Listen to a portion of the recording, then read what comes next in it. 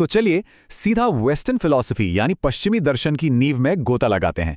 इसे समझने के लिए ना हमें इतिहास की सबसे प्रभावशाली गुरु शिष्य परंपरा को करीब से देखना होगा। आज की इस चर्चा में हम ज्ञान की एक ऐसी अटूट श्रृंखला को डिकोड करने वाले हैं जिसने सच में पूरी दुनिया के सोचने का तरीका हमेशा के लिए बदल के रख दिया। अब जरा इस टाइमलाइन पर गौर कीजिए। ये सिर्फ कुछ ऐतिहासिक तारीखें बिल्कुल नहीं हैं। 469 ईसा पूर्व में सुकरात के जन्म से लेकर 322 ईसा पूर्व में अरस्तु की मृत्यु तक आप साफ देख सकते हैं कि इन तीनों महान विचारकों का जीवन आपस में कैसे गुंथा हुआ है। ये असल में ज्ञान का एक सीधा ट्रांसफर था, जहां एक गुरु का ज्ञान और उसका प्रभाव सीधे उसके शिष्य की पूरी जिंदगी और सोच को आकार दे रहा था। भाग 1 सुकरात, प्रश्न पूछने वाले गुरु। सुकरात का पूरा दर्शन एक बहुत ही सिंपल लेकिन बेहद गहरे विचार पर टिका था। नो दाई सेल्फ यानी अपने आप को जानो। सोचिए, उनसे पहले के दार्शनिक मुख्य रूप से भौतिक दुनिया और ब्रह्मांड के रहस्यों में ही उलझे रहते थे, लेकिन सुकरात ने इस फोकस को पूरी तरह से अंदर की ओर मोड़ दिया। उन्होंने कहा कि नैतिकता और आत्म जागरूकता ही ज्ञान की पहली सीढ़ी है। उस जमाने के हिसाब से ये एक बेहद क्रांतिकारी सोच थी। और उनके सिखाने का तरीका, उन्होंने रटने वाली शिक्षा को तो पूरी तरह से खारिजी कर दिया। इसके बजाय उन्होंने प्रश्नोत्तर पद्धति शुरू की, जिसे आज हम सोक्रेटिक मेथड कहते हैं। वो एथेंस की सड़कों पर निकल जाते और लोगों से, अपने शिष्यों से तब तक सवाल पूछते रहते जब तक कि सच्चाई खुद ब खुद बाहर ना आ जाए। हालांकि सत्ता में बैठे लोग इससे काफी चिढ़ते थे, लेकिन सुकरात का पक्का मानना था कि लगातार संवाद से ही क्रिटिकल थिंकिंग पैदा होती है। लेकिन सच कहूं तो स्वतंत्र सोच को हमारा समाज कभी भी आसानी से स्वीकार नहीं करता। सुकरात पर युवाओं को भड़काने का आरोप लगा और अंततः उन्हें हेमलॉक नाम का जहर पीने की सजा सुना दी गई। इस नाटकीय मौत ने पूरे एथेंस को तो झकझोरा ही, लेकिन इसका सबसे गहरा मनोवैज्ञानिक असर उनके युवा शिष्य प्लेटो पर पड़ा।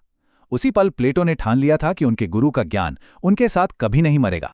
भाग 2 प्लेटो, संस्थापक शिष्य। अब यहीं पर कहानी में एक बड़ा ट्विस्ट आता है। जहां गुरु सुकरात पूरी तरह से मौखिक संवादों पर निर्भर थे, उनका ज्ञान सड़कों की हवा में था, वहीं प्लेटो ने अपने गुरु के दुखद अंत से एक बहुत बड़ा सबक लिया। ज्ञान को हमेशा के लिए सुरक्षित रखने के लिए उन्होंने अकेडमी की स्थापना की। ये गुरु शिष्य परंपरा में एक बहुत बड़ा बदलाव था। सड़कों से निकलकर ज्ञान अब एक स्थायी संस्था के अंदर आ गया था, ताकि कोई भी सत्ता उसे फिर कभी आसानी से मिटा ना सके। प्लेटो के दर्शन का एक बहुत ही दिलचस्प हिस्सा उनका आदर्श राज्य या आइडियल स्टेट का कॉन्सेप्ट है।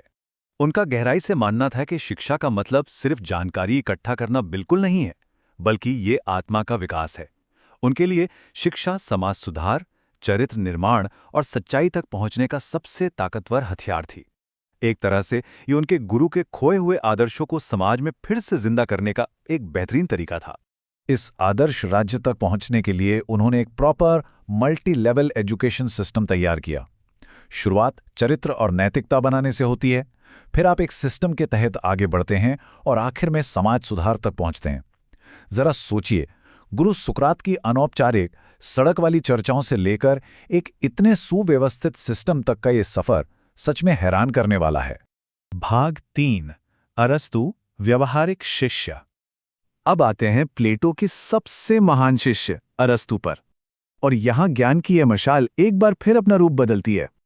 जहां गुरु प्लेटो आदर्शवादी प्रणालियों और आत्मा के विकास पर फोकस कर रहे थे, वहीं उनके शिष्य अरस्तु ने एक तरह से बौद्धिक बगावत कर दी। उन्होंने इन ऊंचे आसमान वाले आदर्शों को जमीन पर उतार दिया। अरस्तु ने प्रैक्टिकल शिक्षा, सांसारिक अनुभव और कठोर तर्क को चुना। ये इस बात का परफेक्ट उदाहरण है कि कैसे एक शिष्य अपने ही गुरु के विचारों को चुनौती देकर आगे बढ़ सकता है। अरस्तु की सबसे बड़ी देन है उनका तर्कशास्त्र यानी लॉजिक का विकास। उनके हिसाब से ज्ञान की शुरुआत किसी रहस्यमयी आदर्श से नहीं, बल्कि उस चीज से होती है जिसे हम रोजमर्रा की जिंदगी में देखते और महसूस करते हैं, डायरेक्ट एक्सपीरियंस। उन्होंने तर्क करने का एक ऐसा व्यवस्थित तरीका बनाया जिसमें सीधा अनुभव ही ज्ञान का निर्विवाद आधार बन गया। उनका एक बहुत ही मशहूर कथन है, मनुष्य एक सामाजिक प्राणी है। इसी प्रैक्टिकल सोच के आधार पर उन्होंने विज्ञान, राजनीति और जीव विज्ञान जैसे ढेरों विषयों पर गहराई से काम किया। उन्होंने खुद का एक स्कूल खोला, लाइसियम। और आपको पता है, यही वो व्यवहारिक ज्ञान था जो उन्होंने आगे चलकर अपने सबसे खास छात्र सिकंदर महान को सिखाया। भाग 4 अटूट शैक्षिक विरासत। तो अगर हम इस पूरी जर्नी को एक साथ रखकर देखें तो ये कितनी खूबसूरती से जुड़ती हैं। सुकरात ने सवाल पूछने की हिम्मत दी, उनके शिष्य प्लेटो ने उस खोजी ज्ञान को लिया और उसे एक परमानेंट सिस्टम और आदर्श शिक्षा प्रणाली में बदल दिया, और फिर प्लेटो के शिष्य अरस्तु ने आकर उसमें वैज्ञानिक तर्क और व्यवहारिक अनुभव की एक मजबूत नींव डाल दी। हर शिष्य ने अपने गुरु की बात को सिर्फ माना ही नहीं, बल्कि उसे एक बिल्कुल नए मुकाम तक पहुंचाया। और अब हम एक बहुत ही दिलचस्प सवाल पर आकर इस चर्चा को रोकते हैं। आज के हमारे मॉडर्न क्लासरूम्स में इस प्राचीन गुरु शिष्य परंपरा की झलक हमें कैसे दिखाई देती है? चाहे वो क्लास में सवाल पूछने की आज़ादी हो, यूनिवर्सिटीज़ का स्ट्रक्चर हो, या फिर साइंस और लॉजिक पर हमारा इतना जोर, ये सब कुछ इन्हीं 3 महान दार्शनिकों की दी हुई विरासत है। एथेंस की सड़कों पर ज्ञान की जो चिंगारी उठी थी ना, वो आज भी दुनिया भर के क्लासरूम्स को रोशन कर रही है।